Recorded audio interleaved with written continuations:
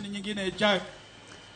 Jotend Rawere mawuok e gwenge mag Ukambani ogolo siem mager ne josiasa kuom tiyo marach gi rowere muocho tulo e romo mag siasa. Ka giloso kinde romo mar rowere mane obagi kod riwruok mar ute lamo e pacho ka NCCK, rowere ne osingo matamore kao pesa kuom josiasa e muocho tulo e rombe mag siasa. Gikwayo rowere wetegi mondo oti gi omenda makamago mag josiasa e chenro mar miyogi puonj e wi weche mag yiero.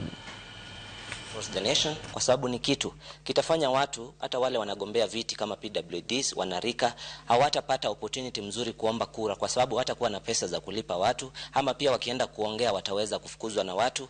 Hiyo ni kitu ambacho sisi kama wanarika na young generation we are trying to discourage, and we are saying this: hiyo pesa mnatumia kulipa goons either kwa za government ama za opposition, tumieni hizo pesa kupea wanarika wafanye civic education, tukue na development oriented campaign badala ya siasa za matusi za kulipa watu, kupigia watu makofi. Wacha miradi zile umefanya upigiwe makofi kwa ajili ya hizo miradi.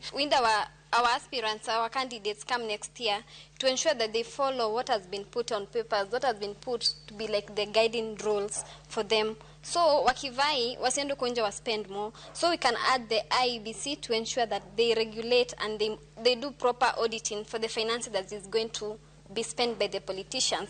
For instance, we cannot compare a politician who has been in the field, has been in the business or whatever for many years with a young leader. In as much as the votes come from the voters, that is the citizens, the political parties also have power in determining how many youths will be in the parliament, in the county assemblies, in the Senate in 2027.